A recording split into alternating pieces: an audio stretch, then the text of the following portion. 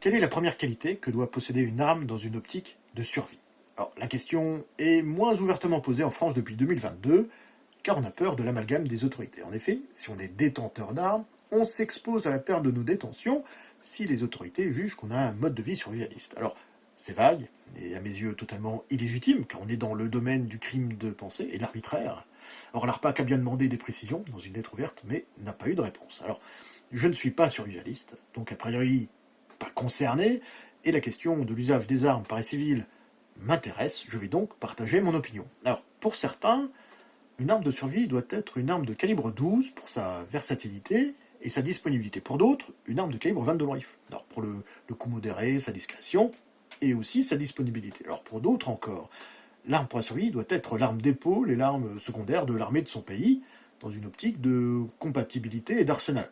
Alors, ou son arme de chasse, la plus rustique et simple possible, ou la même arme que celle des trafics, ou une arme de poing, portable discrètement, sans chargeur et utilisable par tous. Alors, je suis d'ailleurs assez d'accord avec cette dernière idée, car la survie, en cas d'effondrement total ou partiel de la société, impliquera le déplacement et la discrétion dans une vie de tous les jours.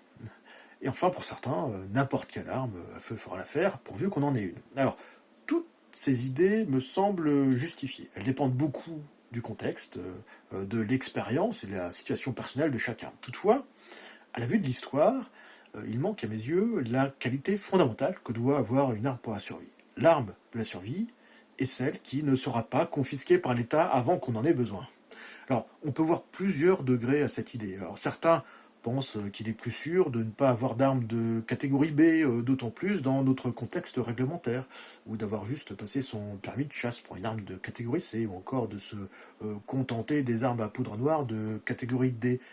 Mais la seule façon d'en être sûr, que l'arme de survie ne soit pas confisquée en prévision d'une guerre, ou de votre soumission, si ce n'est de votre rafle pour vous exterminer, et que cette arme ne soit pas connue de l'État.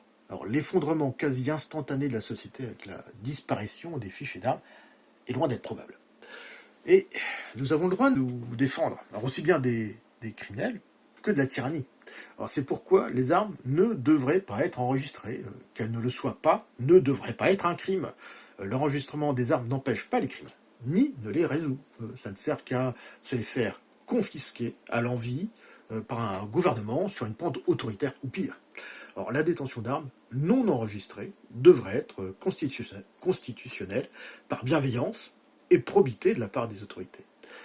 On en est loin en France.